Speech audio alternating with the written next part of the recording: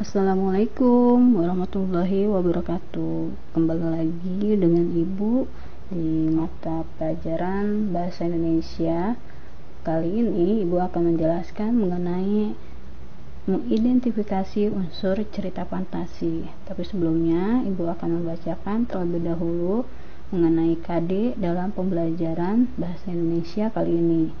Nah, dalam KD ini Ibu akan menjelaskan mengenai KD 3.3, yaitu mengenai mengidentifikasi unsur cerita fantasi yang dibaca dan didengar.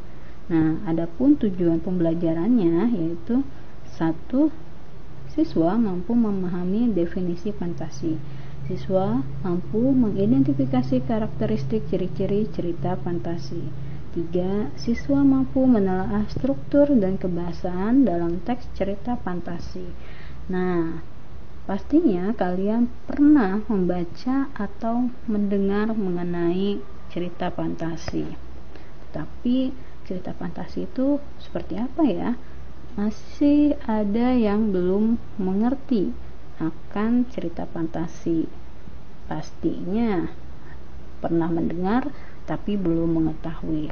Nah, Ibu akan menjelaskan mengenai teks cerita fantasi, yaitu mengenai pengertiannya, contoh, ciri-ciri, aspek kebahasaan, dan struktur dari teks cerita fantasi.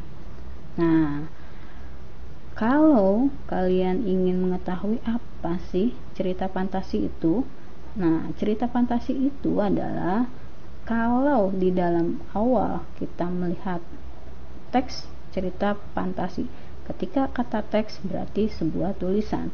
Nah, tulisan yang menceritakan sebuah kejadian atau peristiwa berupa angan-angan, sebuah hayalan, imajinasi, atau rekaan belaka. Nah, atau karangan yang bersifat imajinatif.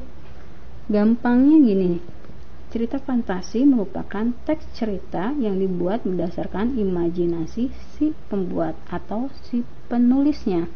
Nah, seperti apa sih contoh-contohnya?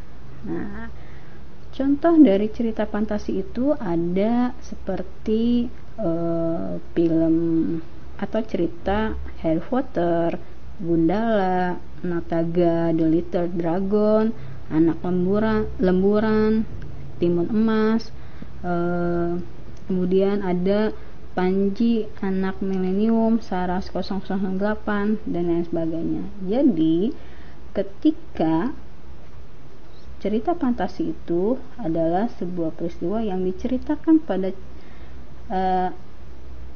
kepada orang yang bersifat tidak nyata atau dimodifikasi ke dalam dunia nyata dengan segala kekuatan fantasi berupa kekuatan yang gaib, supernatural, atau futuristik. Lain cerita Timun Emas. Contoh cerita fantasi yang lain ada seperti Cinderella, Putri Duyung, Snow White, Harry Potter, Dama, Rama, Gundala, dan banyak lagi. Nah, dari ciri-ciri teks cerita fantasi itu ada 6 ya. Ada keajaiban, di mana sesuatu yang aneh dan misterius. Cerita fantasi menggunakan hal-hal yang sifatnya tidak nyata, ajaib, dan misterius. Pokoknya sesuatu yang tidak kita temui dalam dunia nyata. Ide cerita terbuka.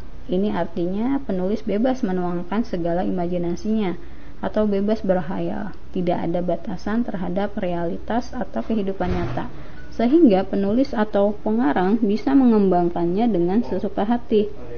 Nah, latar bisa menembus ruang dan waktu. Cerita fantasi bisa menggunakan latar apapun dalam penulisannya, mulai dari yang ada dalam kehidupan sehari-hari hingga yang tidak ada atau bersifat karangan. Jalinan peristiwa pada cerita ini juga bisa berpindah-pindah dari berbagai latar yang melintasi ruang dan waktu. Nah, kalian mungkin akan terbayang tentang cerita Doraemon dengan mesin waktunya, ya. Kemudian ada tokoh yang tak biasa atau unik. Tokoh dalam cerita fantasi bisa diberi watak dan ciri yang unik. Ada kalanya bahkan yang tidak kita temui dalam kehidupan sehari-hari. Misalnya saja seseorang yang bisa mengeluarkan api dari tangannya, seseorang yang bisa melihat mimpi orang lain, jin yang bisa keluar dari lampu, dan sebagainya. Tokoh di cerita ini bisa berada pada waktu dan tempat yang berbeda zaman, meski secara penampilan mungkin tak berbeda dengan kita yang hidup di masa sekarang. Nah, kemudian fiktif semata. Fiktif semata yaitu cerita bersifat fiktif, bukan kejadian nyata. Meski ada juga yang diilhami oleh latar nyata atau objek nyata dalam kehidupan, hanya saja dilebih-lebihkan. Kemudian ciri teks cerita fantasi yaitu bahasa. Bahasa yang digunakan dalam cerita fantasi bervariasi, tidak harus dalam bentuk bahasa formal, ya. Jadi bahasanya di sini lebih kepada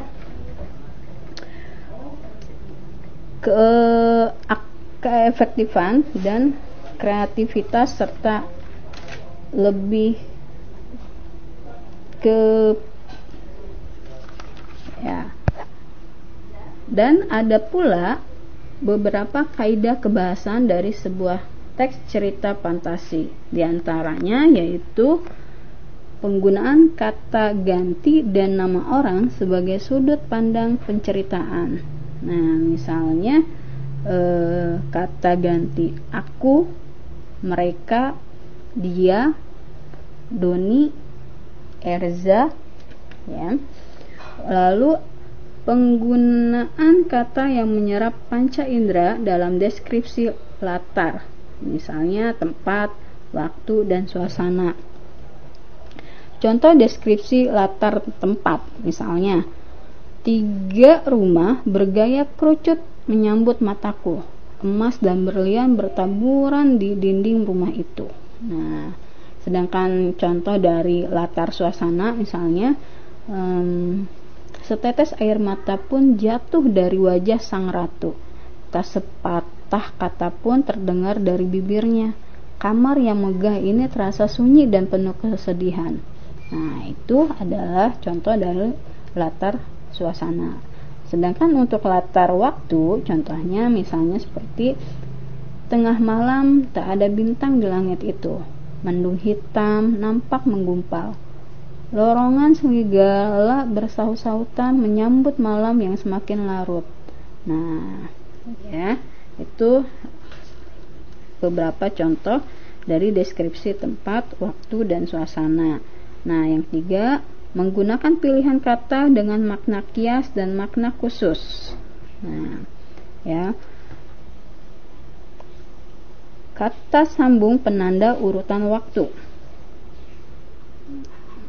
Kata sambung penanda urutan waktu. Nah, kata sambung ini kemudian kebersamaan dengan itu, tiba-tiba, ketika, sebelum, dan sebagainya. Penggunaan kata sambung urutan waktu untuk menandakan datangnya tokoh lain atau perubahan latar, baik latar suasana, waktu, dan tempat. Contoh misalnya, setelah buku terbuka, aku terseret pada masa lampau. 2 tahun kemudian, Varta telah sampai di planet Mars dan bertemu dengan Tatau. Nah, itu adalah contohnya, ya. Kemudian penggunaan kata atau ungkapan keterkejutan. Penggunaan kata atau ungkapan keterkejutan berfungsi untuk menggerakkan cerita ke arah atau memulai sebuah masalah. Misalnya contohnya, tiba-tiba seorang alien berukuran besar datang, atau tanpa diduga, buku terjatuh dan halaman terbuka menyeret Nabila pada dunia lain. Nah, itu ya. Dan yang keenam dari kaidah kebahasaan, biasanya penggunaan dialog atau kalimat langsung dalam cerita, ya. Raksasa itu mengejar kita, teriak Fona kalang kabut. Aku ternganga mendengar perkataan Fona. Aku segera berlari. Nah, itu adalah beberapa kaidah kebahasaan dari sebuah teks cerita fantasi. Nah, ada juga struktur cerita fantasi, di mana dalam struktur cerita fantasi terdapat 4. Ada orientasi, ada konflik, resolusi, dan ending. Orientasi di sini adalah sebuah perkenalan terlebih dahulu mengenai tokohnya, tema, serta alur cerita. Sedangkan konflik ini adalah tahap ketika permasalahan di dalam cerita bermula dari awal hingga puncak permasalahannya. Sedangkan yang ketiga, resolusi, yaitu penyelesaian dari konflik atau permasalahan di dalam cerita dan mengarah kepada akhir cerita. Nah, untuk ending pastinya ada happy ending, ada sad ending ya. Jadi akhir dari sebuah cerita. Nah, ketika happy ending berarti penyelesaiannya atau akhir ceritanya menyenangkan. Kalau sad ending berarti akhir ceritanya menyedihkan. Nah, setelah Ibu jelaskan mengenai definisi, ciri-ciri, serta contoh-contoh dari cerita fantasi, pastinya kalian sudah mulai terbuka dan memahami. Oh, seperti itu ternyata cerita fantasi. Nah, untuk tugas kali ini, Ibu memberikan kalian untuk satu saja, yaitu sebutkan judul cerita fantasi dan pengarangnya. Kalian cari dan kalian kumpulkan dalam bentuk tugas. Terima kasih untuk kesempatan kali ini. Tetap semangat belajar dari rumah dan Cayo. Wassalamualaikum warahmatullahi wabarakatuh.